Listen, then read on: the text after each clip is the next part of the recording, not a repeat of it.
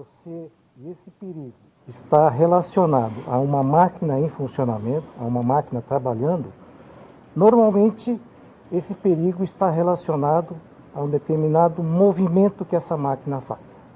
Então, um movimento é capaz de provocar uma situação de risco e, por fim, provocar um acidente. Mas não necessariamente somente um movimento pode provocar um acidente.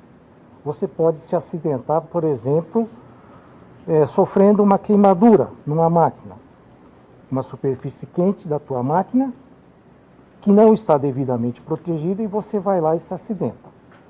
Uma outra situação, você pode sofrer uma descarga elétrica numa máquina, uma máquina que não foi corretamente aterrada. Você pode sofrer uma intoxicação, por exemplo. Durante o processo de fabricação de alguma coisa numa máquina, é expelido gases tóxicos e você pode se acidentar. Mas, normalmente, é um movimento que desencadeia uma situação de perigo. Então, imagina que eu sou o projetista de uma máquina e nessa minha máquina existe um determinado movimento. Eu, como projetista dessa máquina, eu tenho que decidir a qual tecnologia eu vou recorrer para executar esse movimento que eu preciso. A tecnologia hidráulica é apenas uma das opções que eu tenho. Agora, como saber se a hidráulica é a escolha correta? Para tanto, é preciso você saber quais são as características de um acionamento hidráulico. Eu elenquei aqui algumas características principais. A primeira delas, alta densidade de energia. Eu diria que essa não é a característica principal de um acionamento hidráulico, mas com certeza é a característica mais marcante de um sistema hidráulico. O que eu quero dizer com alta densidade de energia? Um pequeno sistema, fisicamente pequeno, capaz de acionar um grande movimento, capaz de fazer um grande trabalho. Eu tenho uma energia concentrada num equipamento bem pequeno. Isso se deve principalmente ao fato de eu poder trabalhar com uma grandeza chamada pressão, trabalhar com pressões muito elevadas em sistemas hidráulicos. A segunda característica de um acionamento hidráulico, robustez. A robustez já é consequência também de eu poder trabalhar com altas pressões. Para que o meu sistema suporte altas pressões, ele naturalmente tem que ser robusto. Então, eu posso usar a hidráulica, devido à sua robustez, nos ambientes mais severos possíveis. Por exemplo, um ambiente de mineração, um ambiente de siderurgia, de geração de energia, são ambientes realmente bastante severos. Versatilidade.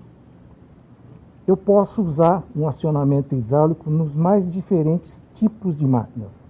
A versatilidade ela vem dessas três características seguintes que eu coloquei aí.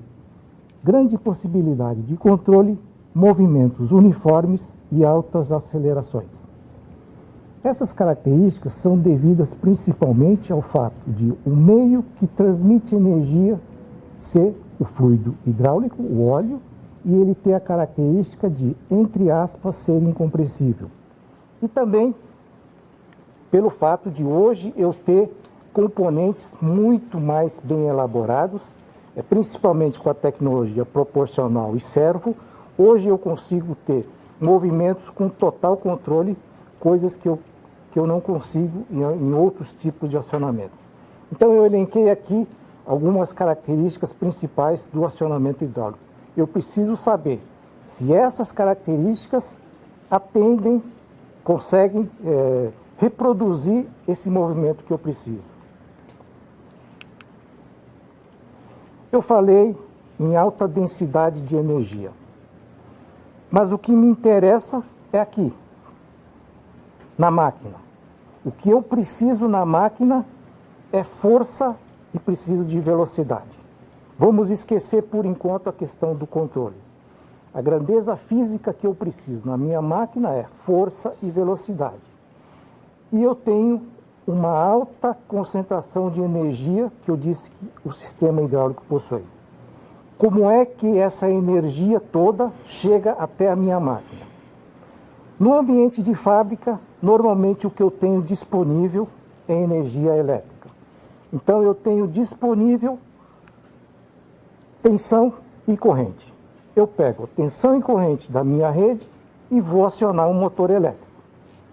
Quando eu faço isso, na ponta do eixo do meu motor elétrico, eu passo a ter outras duas grandezas, torque e rotação. Aí já aconteceu a primeira transformação. Tensão vezes corrente acabou virando torque e rotação. Através de um acoplamento mecânico, eu transmito esse torque e essa rotação a uma bomba hidráulica. Quando eu faço isso, as grandezas hidráulicas passam a surgir, pressão e vazão. Quando eu tenho pressão e vazão, eu tenho as grandezas já diretamente relacionadas com força e velocidade. O que existe no meio disso aí é apenas a área do meu atuador hidráulico. Então, a transformação de energia que acontece num sistema hidráulico é tensão vezes corrente, acaba virando torque vezes rotação, que por sua vez se transforma em pressão e vazão e que chega em força e velocidade, que é o que eu quero. Esse outro slide aqui é a mesma coisa, porém mostrando os componentes.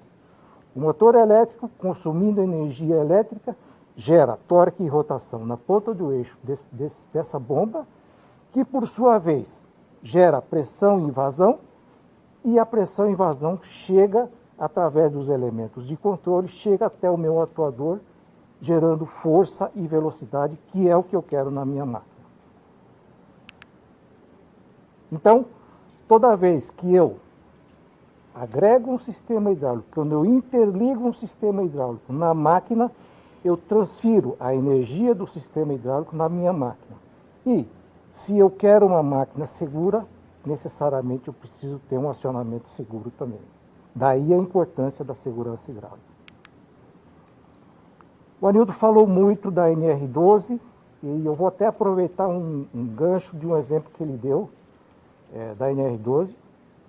O anexo 8, que se refere a prensas hidráulicas. Lá está definido que uma prensa hidráulica deve ter um circuito em redundância com componentes monitorados.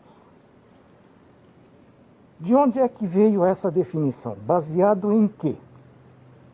Será que foi uma definição unilateral do comitê tripartite que redigiu a NR12?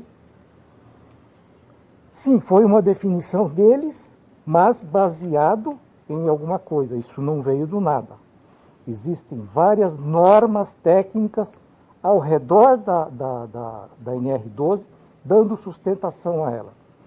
Todo país tem a sua diretriz de máquinas. No Brasil, a nossa diretriz de máquinas é a própria NR12. Então, ela está aqui no centro. E todo esse conjunto de normas aqui, de forma harmônica, dando sustentação a tudo que foi definido na NR12. Por exemplo, aproveitando o mesmo exemplo que o Anildo deu, do anexo 8, que se refere à segurança de prensas. O que está definido na NR12 já havia sido definido na norma de prensas. Aqui está a N693, mas essa é uma definição antiga. Hoje já é a 16092. Então, a definição sobre alguns conceitos da prensa estão aqui. A NR12 está aqui no centro somente fazendo validar tudo que já foi previamente definido.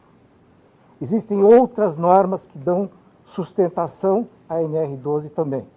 Por exemplo, quando você analisa os sistemas de controle que tem numa máquina.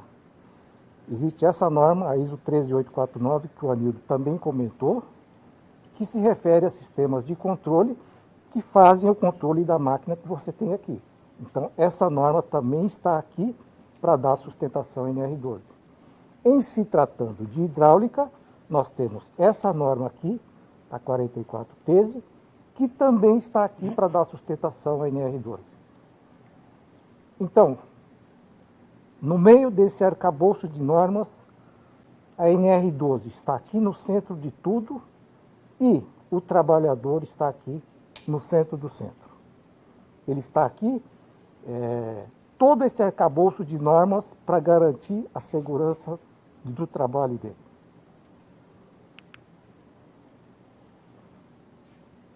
Quando a gente fala em segurança hidráulica, você pode fazer considerando a hidráulica como sendo um sistema de controle, que é o que diz essa norma, a 13849, que eu acabei de falar, e o Anildo também. A ISO 13849 trata dos sistemas de controle. O que eu quero dizer com controle? Vamos dizer que o movimento desse atuador aqui é que vai desencadear uma situação de perigo que pode culminar no acidente. Então, eu tenho um conjunto de componentes aqui responsável pela qualidade desse movimento. E é esse controle aqui que faz esse atuador avançar e pode provocar um acidente.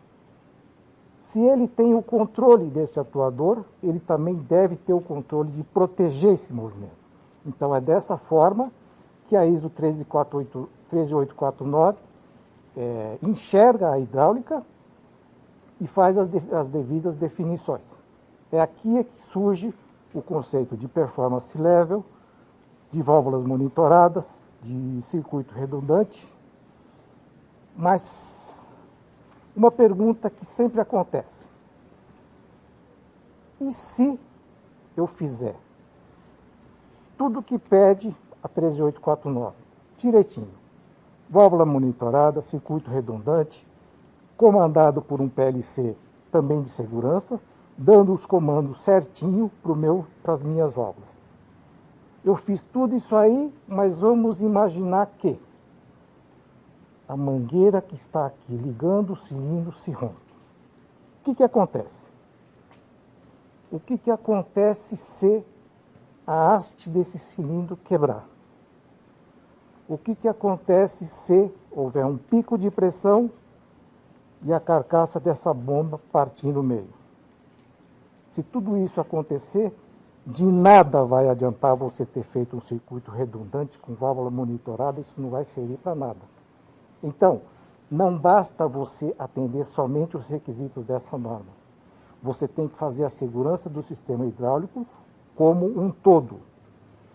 E é justamente sobre a ótica de outras normas que nós vamos tratar a hidráulica hoje.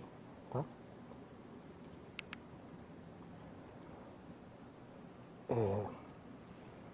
A questão do projeto do sistema hidráulico é o que define a ISO 12100.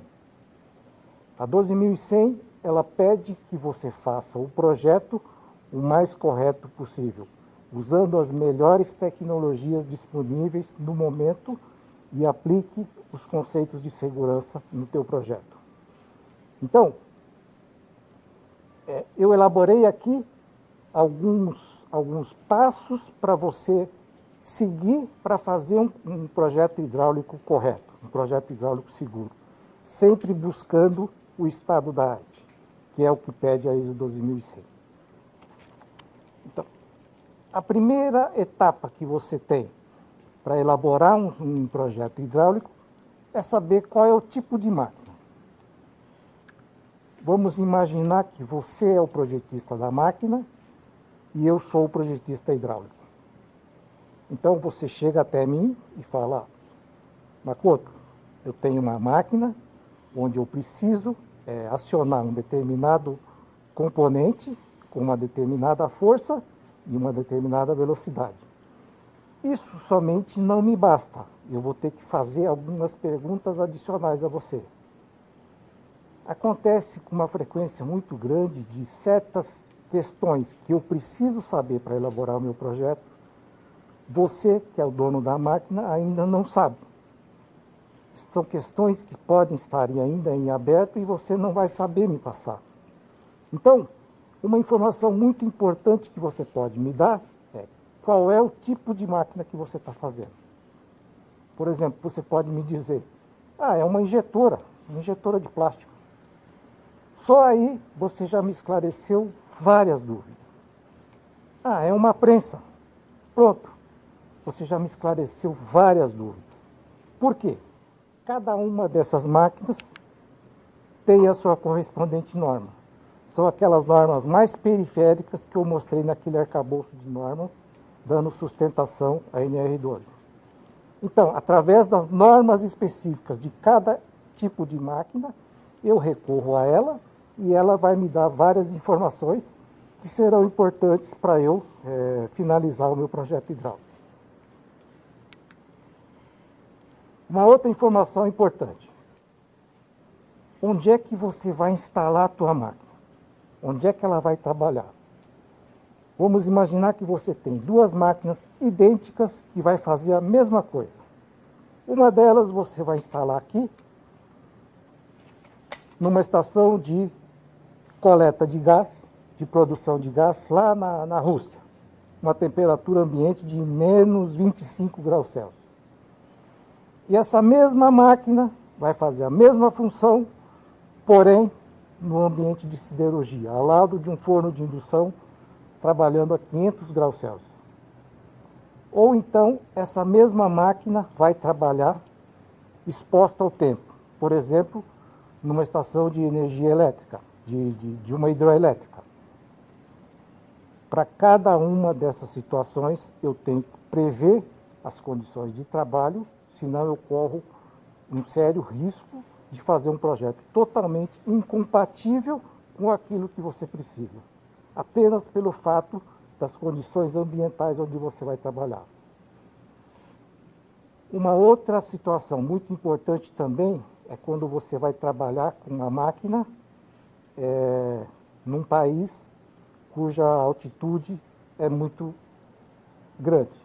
Por exemplo, no Peru, lá numa mina de cobre, a 3.000 metros de altitude, você vai instalar um sistema hidráulico lá. Como a hidráulica depende da pressão atmosférica, é muito importante ter essa informação.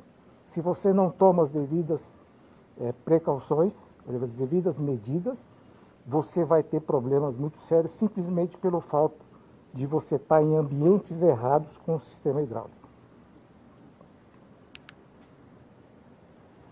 Uma outra informação importante dentro da coleta de dados ainda. Vamos imaginar que você peça para eu fazer um sistema hidráulico simplesmente para movimentar uma carga de um ponto A até um ponto B, fazendo uma determinada força com uma determinada velocidade. Uma coisa é você ter o teu atuador hidráulico, o teu cilindro, numa posição horizontal. Toda vez que o cilindro avança, ele vai fazer força, ou seja, existe uma carga impondo resistência ao meu cilindro. Meu cilindro sempre vai fazer força.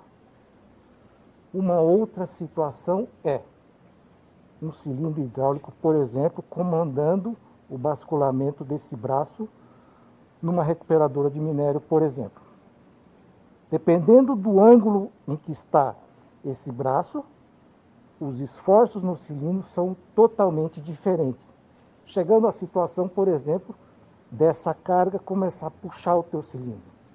É uma das condições mais adversas para sistemas hidráulicos. Então, o projeto das duas situações são completamente distintos. Tipo de controle requerido. Vamos imaginar aqui a mesma situação.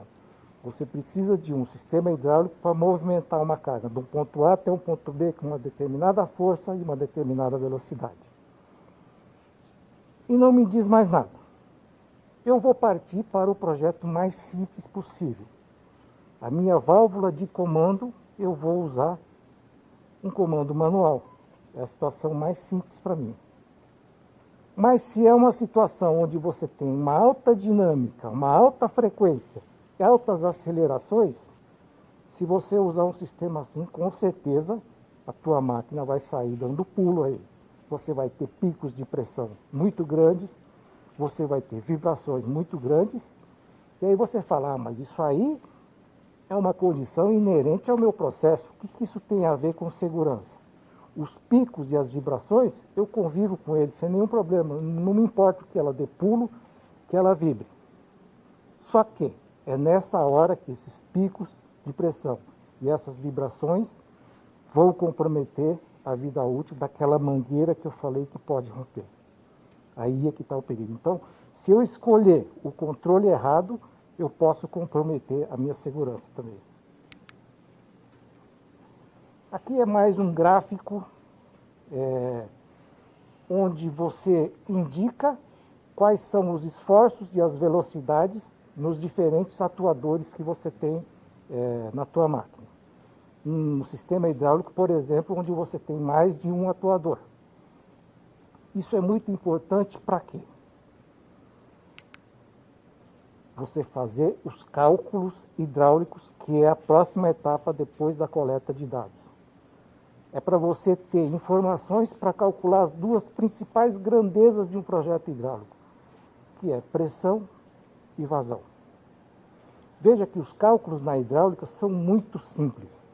É claro que existem situações onde outros tipos de cálculos podem ser necessários. Por exemplo, se o teu sistema tem um acumulador, existe um cálculo para você definir o tamanho do acumulador. Se você tem um sistema de refrigeração, existem cálculos para isso. Se você tem uma técnica proporcional ao servo no meio da história, existem cálculos de frequência natural, por exemplo, que você tem que fazer. Se você tem esforços muito difíceis no atuador hidráulico, você pode precisar de fazer cálculos de flexão ou de flambagem no teu cilindro. Então são cálculos diferentes, mas principalmente são essas duas grandezas que você tem que calcular. A próxima etapa é a elaboração do circuito hidráulico. Aí vale a criatividade de cada um. Ele é feito de acordo com a necessidade do teu movimento. E, por fim, escolher o componente de acordo com as características da tua necessidade e formular a codificação do componente que você quer. Existem outras etapas que são importantes também, mas não mandatórias. Por exemplo, depois disso tudo, elaborar um manual de operação da máquina, ou elaborar um manual de manutenção, de transporte, de armazenamento e, por fim, fazer até um livro completo de dados, o databook. São etapas muito importantes que você deve fazer, porém não mandatórias. Dependendo do caso, pode ser que não seja necessário. Então, fora as duas primeiras etapas, coleta de dados e cálculos, esses dois vêm nessa sequência. Os demais dependem do estilo de cada um. Eu, em particular, depois de colher os dados e fazer os cálculos, todas as etapas seguintes vêm praticamente ao mesmo tempo. Então, depende do estilo de cada projetista. Daqui para frente, nós vamos detalhar um pouco as questões de instalação, de comissionamento, de sistemas hidráulicos em geral, que vai ser feito pelo meu amigo Fernandinho. Obrigado, Makoto. Obrigado, Anildo. Boa explanação. Bom, falamos até agora sobre projetos hidráulicos, as características, falamos também sobre a questão de nosso mercado hoje em relação a acidentes. Então, o primeiro ponto para a gente analisar é uma unidade hidráulica que é desenvolvida já de acordo com a norma ISO 4413. Ou seja, dentro do conceito de projeto, ela já nasce com vários elementos hidráulicos que me facilitem o trabalho no equipamento. Inclusive, por exemplo, a questão de acessibilidade. Quer dizer, eu coloco aqui no meu equipamento os componentes que foram definidos pelo meu amigo para operar na máquina, defino o conceito de operação, mas eu já penso em um ponto além disso, que é o quê? Como é que eu vou colocar esse equipamento em marcha? Então aqui eu tenho, por exemplo, válvulas de segurança, válvulas de processo, de ajuste de fluxo. Eu tenho, por exemplo, uma parte muito importante que é muito pouco reconhecida na hidráulica, que são os acessórios hidráulicos. Tenho sensores de nível e temperatura, tenho sensores, por exemplo, de umidade. Então, esses sensores, em conjunto com o equipamento, é que me garantem a confiabilidade do meu sistema. Um bom projeto hidráulico também, pensando já no próximo ponto, é aquilo que também foi comentado. é muito importante que eu tenha manuais de operação, catálogos, é muito importante que eu tenha uma sequência operacional, ok? Porque isso também vai me ajudar a partir de agora, não só criar o projeto, como implementá-lo e mantê-lo. Onde é que eu posso aplicar equipamento hidráulico? Nós já vimos que as áreas são diversas. Então aqui, por exemplo, eu posso ter uma aplicação em máquina-ferramenta, um torno, onde eu posso fazer um sistema de compensação de peso, um mancal hidrostático, fixação de uma peça numa placa de um torno, e assim por diante.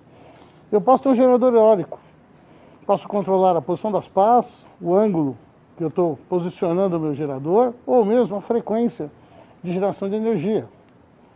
Eu posso ter hidráulica num palco de teatro. Isso aqui é uma foto do Balé Bolshoi, um teatro Bolshoi, onde todo o piso se articula durante o evento. Então, quer dizer, o equipamento que eu uso para um equipamento eu posso usar em qualquer um. Posso usar inclusive no equipamento mobil. Então a definição de cada área ou de cada risco vem de acordo com a necessidade. Bom, comentamos até agora que a hidráulica é maravilhosa. Eu consigo projetar equipamentos extremamente compactos, com alta densidade de energia, alta flexibilidade, velocidades fabulosas. Posso chegar numa injetora de metal com 6, 7 metros por segundo de velocidade, num tempo de milissegundos. Consigo fazer um posicionamento de microns. Quer dizer, a hidráulica me permite tudo isso. Mas, ao mesmo tempo, houve um comentário inicial dizendo que nós temos alto nível de acidentes. Estamos progredindo a cada tempo, melhorando isso. Precisamos melhorar muito, mas ele faz parte da nossa realidade. Então assim, mas vamos lá, o que A tem a ver com B? Tudo que é vantagem para a hidráulica, se não for bem contado, controlado e respeitado, pode me auxiliar na questão de acidentes. Ok? Então esse é um ponto sério que nós passamos a ver a partir de agora. Quais são as características principais e problemas de sistemas hidráulicos? Eu posso ter vazamentos descontrolados. Pode ser uma conexão solta, pode ser uma linha que se rompe, uma tubulação, pode ser uma mangueira. Então, aí você fala, mas qual é o problema? Só vazou? Esse problema pode ser que você escorregue, caia, se machuque. Pode ser só uma brincadeira ou pode ser um acidente muito grave e severo. Quer dizer, não tem nada a ver com a máquina, mas tem a ver com o óleo da máquina. Eu posso ter, por exemplo, movimentos acidentais.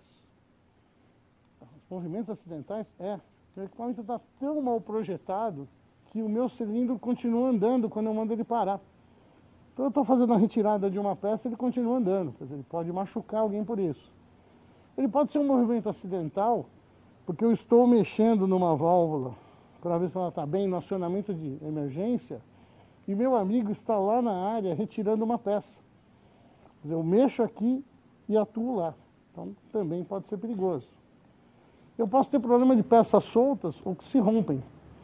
Aí você fala, peça solta na hidráulica? Você montou solto? Não. Um equipamento com alta vibração, ele pode fragilizar, ele pode soltar os componentes. Eles podem se romper como? Uma mangueira. Uma anilha num tubo que pode se soltar. Ok? E eu posso ter principalmente um ponto fundamental que se chama fadiga do componente hidráulico ou fadiga da estrutura de máquina. Ou seja, todos os equipamentos em operação têm uma vida útil. E isso eu tenho que respeitar se eu quero garantir produtividade, se eu quero garantir qualidade, se eu quero garantir segurança. Podemos ter então com isso um cenário de doenças do trabalho. Que doenças? Trabalho com um fluido hidráulico. Eu não tenho um único tipo de fluido, nós temos vários tipos de fluidos. Cada uma com a sua característica, tá? E com a sua relação. Eu posso ter um fluido à base de água, eu posso ter um fluido com uma propriedade especial que não pega fogo.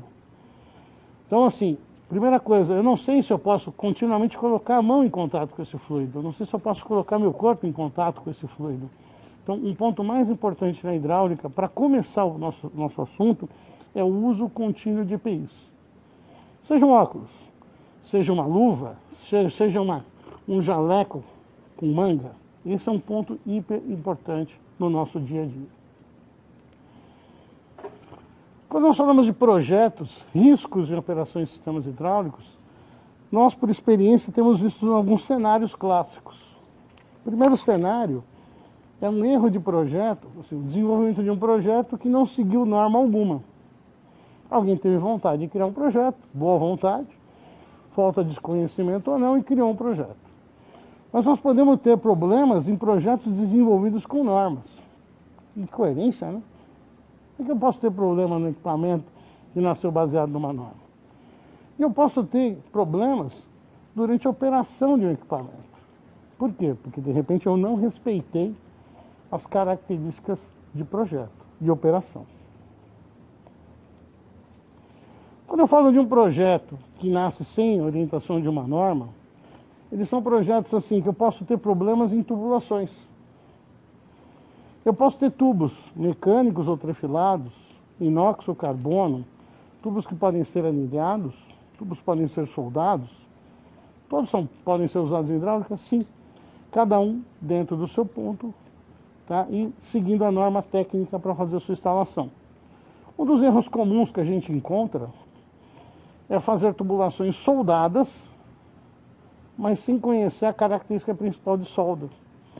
Então eu esqueço um afastamento, quando eu faço a solda eu crio tensões nessa solda. Esse é um ponto de fadiga e um ponto de falha que em curto tempo pode ter problema. Posso ter simplesmente um ponto de abertura e vazamento, ou posso ter um acidente com alguma coisa caindo. Imaginem vocês aquela pequena recuperadora de minério que o Makoto apresentou, tendo um rompimento num tubo desse. Pode ser a diferença da máquina ficar parada ou ela cair e provocar um acidente. Muito curioso, mas acontece muito. Eu posso ter problemas com conexões e bujões que são montados aleatoriamente. Eu criei uma rosca para colocar um manômetro, um furo de construção, ou seja, um furo qualquer no equipamento. Só que na hora que eu vou montar a minha conexão, qual que eu monto? Qualquer uma. Isso é um perigo muito grande. Porque a não combinação de roscas do mesmo padrão pode me provocar um acidente grave.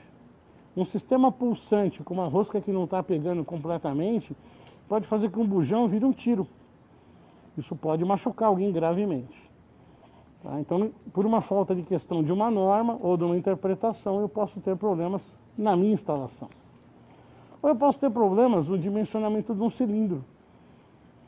Na hora que eu concebi meu projeto hidráulico, eu fiz ele o mais simples possível. Tão simples que eu esqueci quais eram os limites ou quais eram as necessidades de válvula de controle. E tudo isso pode afetar o quê? Muitas vezes a própria estrutura da minha máquina. O esforço pode ser tão violento que o equipamento se deforma. Então eu ainda coloco em risco a operação e a própria qualidade daquilo que eu estou produzindo, além do risco do acidente. Se eu tenho uma máquina que está inadequada, o que eu tenho que fazer? Jogar fora? Talvez, em alguns casos, mas é muito possível você fazer um processo de adequação nela. Ou seja, você pode usar todas essas normas que foram comentadas, uma ISO 4413, uma ISO 4414, que é pneumática, uma ISO 12100, e através da análise do equipamento, conseguir, hoje, fazer com que uma máquina totalmente inadequada passe a ser uma máquina 100% adequada, operacional e até com ganhos, podendo até melhorar a produtividade da máquina. Então, esse é o ciclo que a gente sempre vai usar num processo de adequação. Poxa, agora eu tenho estado da arte. Eu tenho uma máquina, uma prensa totalmente adequada, bloco com redundância, válvula de multiplicação, válvula monitorada, mangueiras com travas de segurança. Agora o projeto está correto? No papel, sim, 100% correto. Agora existe uma condição que coloca esse projeto em risco. Qual é? O meu uso. Então, se eu não respeitar as características que o meu amigo dimensionou, eu como um cara da operação ou da manutenção, eu posso colocar um projeto que nasceu seguro numa condição crítica. Vamos pensar o seguinte: eu tenho uma prensa, preciso dobrar uma chapa, cortar e dobrar uma chapa, e aí eu coloquei a minha peça lá, na hora que eu bato a prensa, ela não corta. Puxa, o que está acontecendo? Ah, essa ferramenta é um pouquinho maior que a prensa, a capacidade da prensa. Está faltando um pouquinho de força. O que eu faço? Venho até minha válvula e aumento um pouquinho ela. Aumentei 5 bar. O que é 5 bar? Nada. Depende. Um cilindro de 1 metro de diâmetro de uma prensa, 5 bar a mais, são 30 toneladas a mais de força. Qual o problema com 5?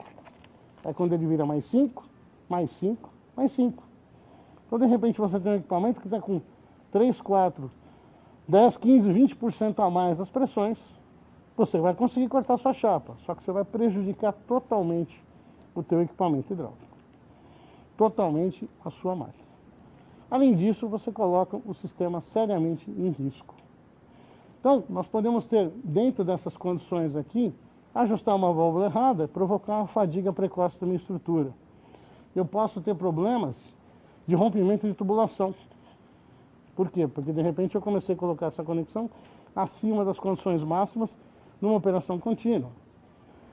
Nós temos um erro clássico que a gente nota no service, que é o manuseio do equipamento. O pessoal acha que toda vez que eu recebo equipamento eu tenho que desmontá-lo e montá-lo. Se eu não tiver um procedimento para fazer isso, eu posso gerar um problema sério, um acidente. Então eu desmontei uma válvula, caiu uma mola. Que mola? Você viu a mola? Não tinha mola. Então na hora que você remonta e coloca ela pode, uma válvula que estava correta, ela pode provocar um acidente pela falta de um componente ou a montagem de um componente inadequadamente. Podemos ter problema também com óleo. Cada óleo tem sua característica. Cada óleo tem a sua particularidade. Eu tenho que respeitar e tratar o óleo para manter a condição dele conforme a norma ou conforme a exigência do seu fabricante. Então tem óleo que, por exemplo, contaminado com água forma verniz. Pode travar uma válvula. Um óleo à base de água pode oxidar e gerar outros problemas. Outro ponto grave em sistemas hidráulicos são as mangueiras. Normalmente temos 2 problemas clássicos. O primeiro é dimensionar a mangueira errado. Eu dimensiono ela fora da faixa de pressão ou fora dos coeficientes de segurança. Então, ela está fadada a ter um problema em curto período e provocar um acidente. O segundo ponto é quando eu dimensiono a mangueira corretamente. Está perfeito, não há problema algum. O meu problema aí passa a ser outro. Passa a ser como eu estou instalando a mangueira. Então, uma mangueira correta, dimensionada a princípio, na hora da instalação, se você montá-la torcida, você vai diminuir a vida útil da mangueira, podendo provocar um acidente.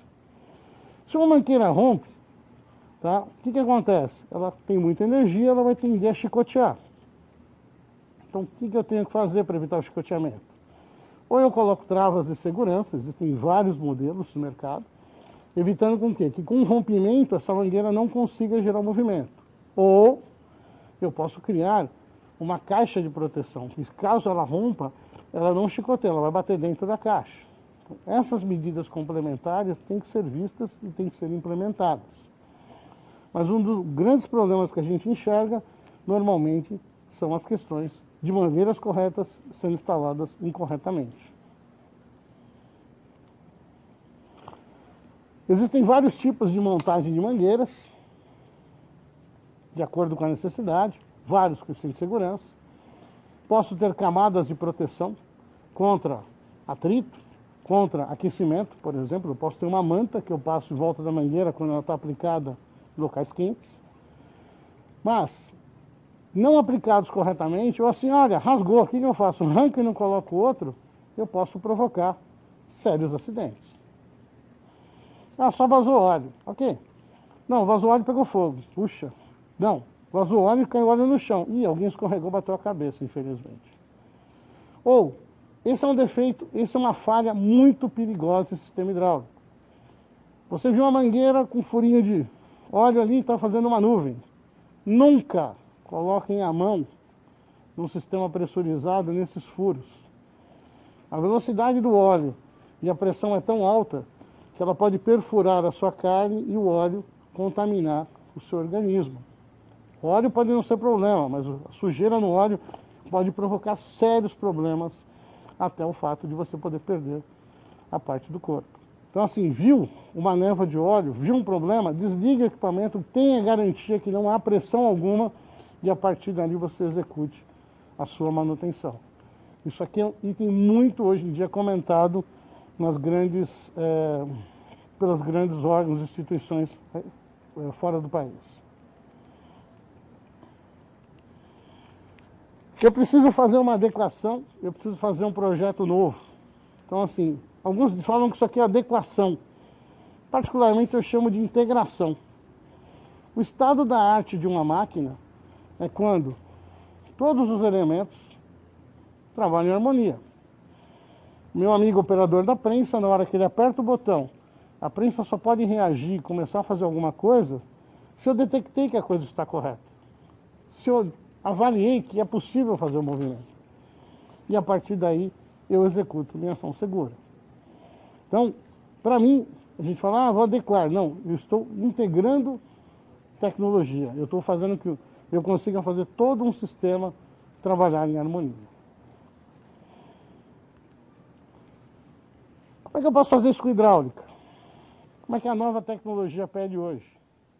Antigamente eu colocava sensores no equipamento e esses sensores simplesmente me indicavam o que estava acontecendo. Hoje, através das novas tecnologias, eu posso fazer uma integração tecnológica usando válvulas inteligentes, sistemas com servomotores e drives, tudo isso integrando em sistemas de condition monitoring. Isso pode me ajudar a preservar o equipamento, reconhecer uma falha de processo ou de equipamento e facilitar a ação de uma manutenção.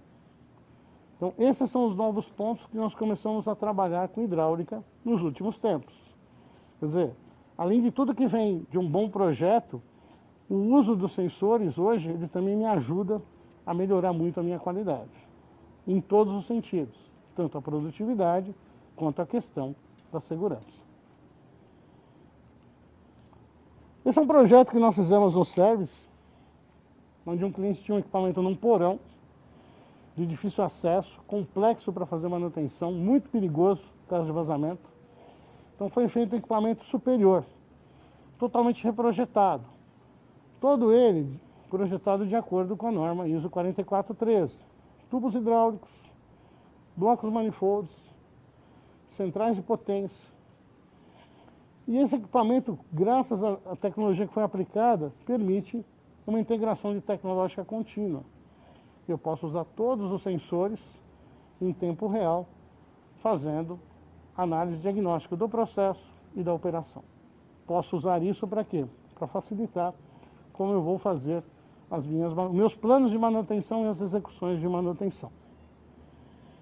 Esse é um projeto muito bonito que nós fizemos, onde nós conseguimos reduzir muito uma questão de vazamento. Essa tubulação no novo conceito, com o uso de sistemas de conformação a frio sem solda, ele dá muita liberdade para se construir e você consegue melhorar muito a questão de manutenção. A evolução tecnológica hoje nos permite o quê? Além de integrar, também usar os pontos de análise para informar o grupo de manutenção. Então, todos os sensoriamentos hoje, eu posso usar eles para fazer aquisição de dados. E eu posso ter algoritmos inteligentes que façam uma análise desses dados, tá? E me ajudem a identificar como é que está a saúde da minha máquina, tá? E como é que eu posso intervir na máquina antes que aconteça uma catástrofe. Tá? Quanto pior essa máquina tiver, mais risco eu vou ter durante a operação. Então, eu posso ter, por exemplo, informações chegando a um celular, dizendo, olha, atenção, você tem alguma falha aí, o nível está muito baixo, a temperatura está muito alta, está faltando água. Então, eu posso usar esses sistemas interagindo via tablet ou celular, facilitando o gerenciamento e facilitando a questão de recurso de fazer a manutenção. Mas uma coisa muito importante, para a gente finalizar. Nós vimos o conceito de projeto, nós vimos os problemas de acidente, mas uma coisa tem que ficar muito clara. Hoje, assim, por mais que a gente integre a tecnologia, o homem ainda é parte integrante do processo de manutenção. Então, eu preciso sempre pensar que o manutentor, ele precisa estar, ele é a pessoa que tem que ser mais preparada. Ele tem que conhecer o projeto da máquina, ele precisa conhecer os dados técnicos da máquina, ele precisa conhecer os produtos, ele precisa conhecer a operação da máquina. Então, um homem que interage em todas as áreas. Então, eu preciso preparar todo um plano de documentos e informações para a pessoa de manutenção poder fazer um bom trabalho e, principalmente, treinar e capacitar o ser humano. Quanto mais ele tiver treinamento, quanto mais ele souber o que ele está fazendo, menor são as chances de riscos e acidentes, maior vai ser a disponibilidade de máquina, maior vai ser a produtividade e os ganhos para a empresa. Pessoal, dúvidas? Nós começamos agora, dentro do nosso tempo, nosso plano de perguntas e respostas, daquelas quais vocês enviaram durante a nossa apresentação. Estejam todos disponíveis, assim, estejam à vontade para nos questionar sobre o que vocês quiserem sobre o nosso tema aqui. Jô? Desculpa. Vamos lá. Questionamento do Luiz Pérez. Qual é a vida operacional de uma mangueira de alta pressão?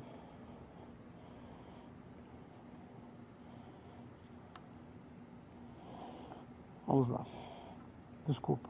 Questionamento de Leandro Domingos. Boa tarde. O FEMEA seria a ferramenta mais recomendada a ser usada para analisar essas possíveis falhas durante um projeto de um equipamento hidráulico? Existe alguma outra ferramenta com a mesma qualidade? Bom, acho que essa é para mim, né? Manutenção. Sim. O FEMEA é uma excelente ferramenta para você usar em toda a questão de projeto. Ainda mais hoje em dia na questão manutenção. Assim, eu gosto muito, além do FEMEA, de usar algumas ferramentas até de qualidade, onde você possa interpretar o seu circuito em relação ao desenvolvimento. Então, sim, o FEMEA é uma ótima ferramenta e eu só recomendo a você integrar definições das normas específicas de cada equipamento à análise do plano do FEMEA. Questionamento de Rômulo Borges. Para a prensa enfardadeira de metais para reciclagem, existe uma velocidade máxima para os cilindros hidráulicos? Pelo menos a NR12 ela não faz nenhuma menção às enfardadeiras de metal, ou de reciclagem. Então, vale muito em função do processo que você tem, da produção que você quer. Não há menção sobre limite de velocidade numa enfardadeira. Pelo menos isso é informação de norma. Bom, questionamento de Alisson Rodrigues. O que é performance level? Como fazer a classificação de risco segundo o performance level? Bem, o performance level é um termo que ele está inserido na ISO 13849. Ela indica para um sistema de controle quão eficiente, quão robusto ele é para executar uma determinada tarefa de segurança. Então, para você calcular o performance level, existe todo um procedimento que a pessoa que vai fazer a apreciação de risco deve conhecer. Nós não, infelizmente, nós não somos especialistas em fazer apreciação de risco. Isso deve ser feito por profissionais devidamente capacitados, mas existe uma regra dentro da norma de como fazer o performance level. Nós temos até uma literatura sobre isso que você pode consultar e posteriormente podemos até te enviar essa literatura para você ter conhecimento. Nós temos um procedimento chamado os 10 passos para o performance level, né? Então, é uma metodologia que foi criada na Alemanha por um grupo que estuda a segurança na Rexroth, onde ele orienta qual que seria o melhor caminho para você atingir o performance level. Outra ferramenta que você pode usar como recurso para sua análise de performance level, existe na Europa, no site do DGUV, uma ferramenta chamada Sistema, onde você pode modelar o seu sistema ok? E a partir dele também ele vai te ajudar a determinação do performance level. Não é usada a ferramenta no Brasil, nós usamos aqui em alguns casos de projeto como uma ferramenta de auxílio. Questionamento de Diego Bueno. De quem é a responsabilidade por fazer a apreciação de risco? A apreciação de risco é uma das etapas mais importantes que você tem para definir o que você tem que ter, o que você tem que implantar para tornar a máquina segura. Normalmente, existem questões bastante subjetivas quando você tem que fazer a apreciação de risco. Então, depender de uma única pessoa para fazer a apreciação de risco não é uma coisa boa. O ideal é que você forme uma equipe de pessoas para fazer a apreciação de risco. De quem é formado essa equipe? Uma das pessoas mais importantes a fazer parte de uma apreciação de risco é o cara que vai trabalhar com a máquina, ele conhece tudo da máquina e sabe quais são os problemas, os perigos que ele pode encontrar.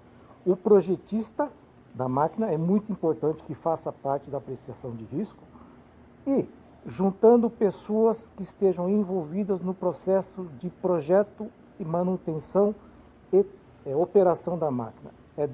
Esse grupo é que tem que se formar para fazer a apreciação de risco. Só completando a informação do Makoto, nós estamos fazendo no Service uma reforma de um dos nossos bancos de teste, um dos mais antigos. Isso tem sido um trabalho muito legal que nós começamos a desenvolver, porque justamente isso. Nós temos uma pessoa da nossa segurança participando, nós temos uma pessoa de manutenção, eu como projetista e um dos 2 técnicos nossos de operação. Então, o que acontece? Na reunião que nós fizemos, nós começamos através de várias ferramentas de qualidade ou de análise, verificar o seguinte: onde nós estamos e o que nós queremos, como nós estamos e o que nós vamos fazer. E através disso nós definimos, por exemplo, qual era a exigência da nossa máquina, quais eram os riscos associados, como melhorar, como fazer a adequação corretamente, mas nunca esquecendo uma coisa: nós não podíamos baixar a produtividade da máquina. Então assim, eu tenho que continuar testando, mas eu tenho que colocar a máquina dentro do ponto ideal. Então, assim, acabou se tornando um trabalho muito agradável, um trabalho de equipe.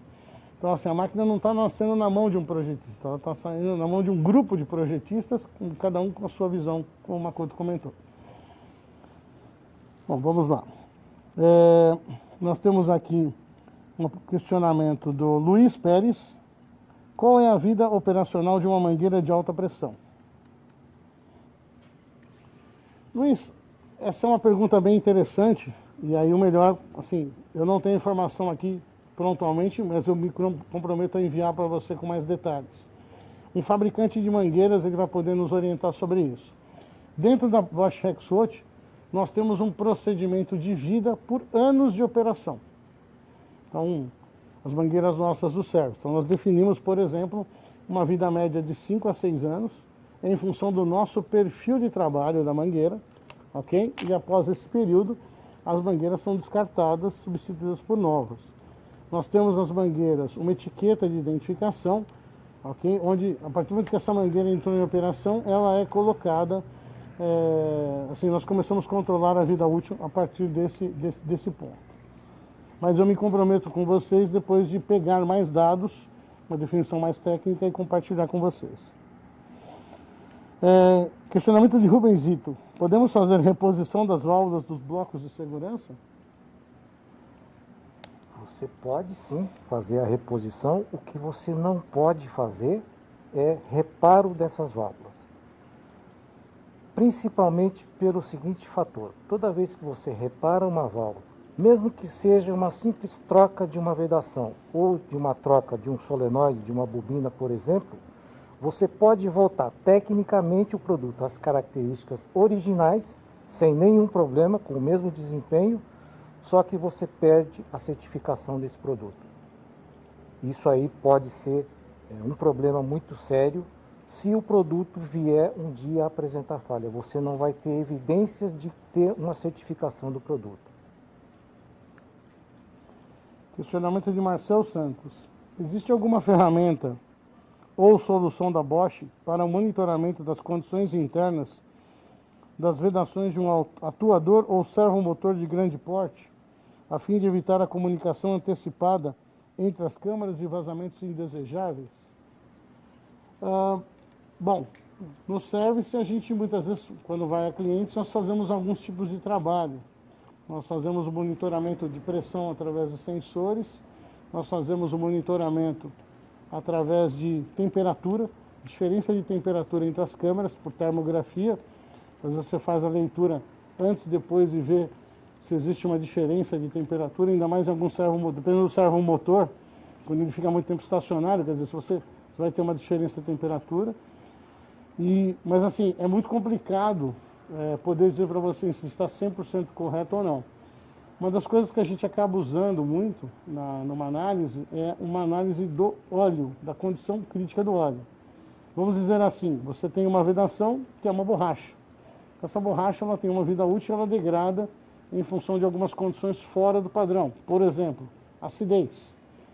Então, nós analisamos, por exemplo, além de você poder medir as temperaturas ou as pressões, se o óleo que eu estou aplicando, ele está em condições de acordo. Se ele não estiver em condição de acordo, ele pode estar já ajudando a envelhecer ou destruir a sua vedação. Tá? Nesse caso, muitas vezes a coisa acontece como uma catástrofe, ela falha de uma vez. Mas, completando a informação, isso é uma boa consulta para a gente fazer para a nossa planta da Holanda, são especializados em cilindros, então também me comprometo a pegar informações e completar a informação para você. Vamos lá. Questionamento de Alisson Gomes. Qual é o tempo de vida útil de uma válvula proporcional de pressão?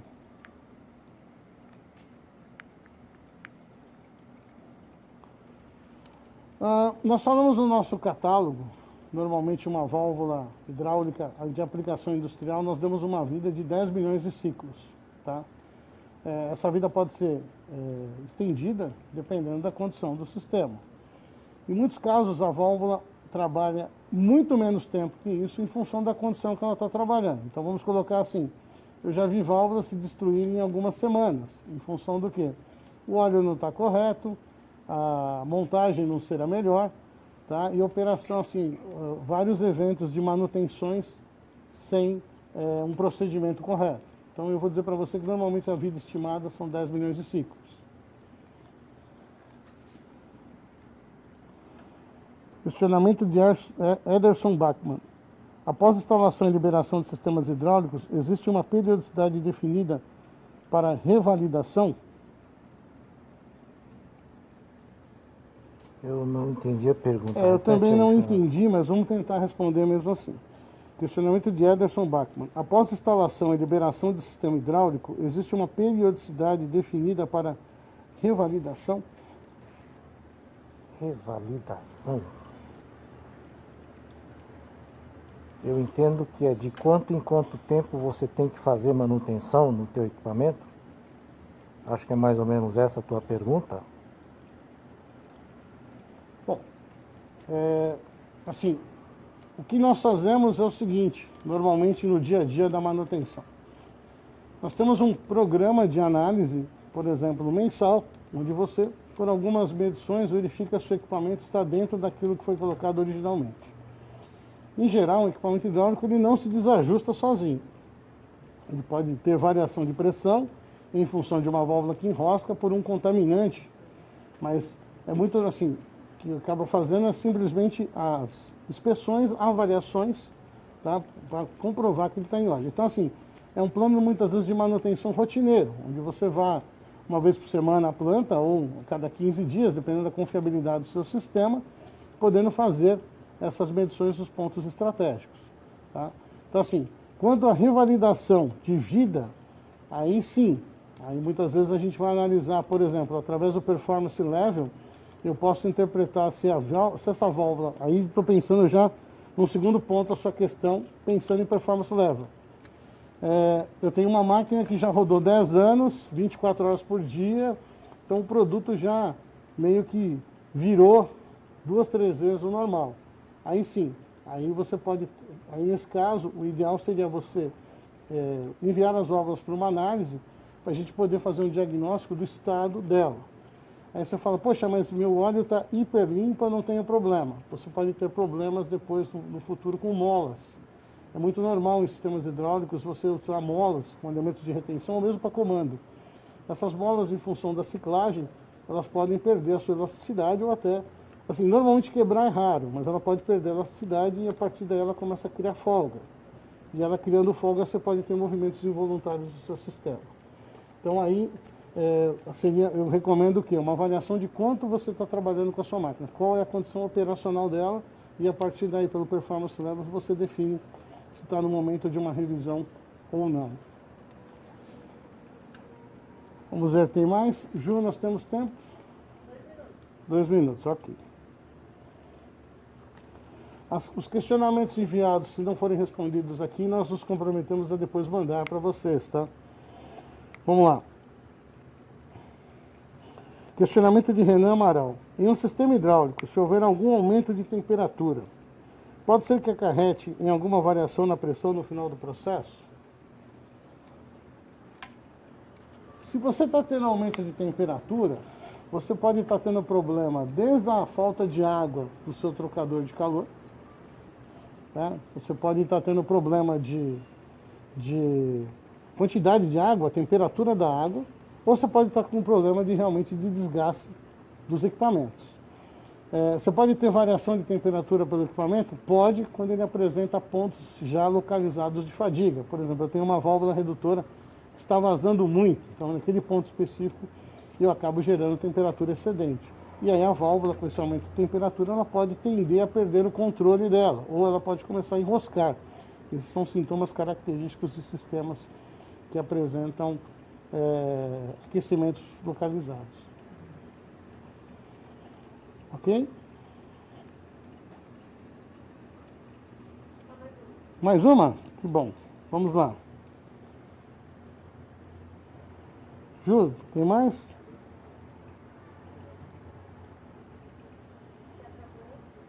Acabou?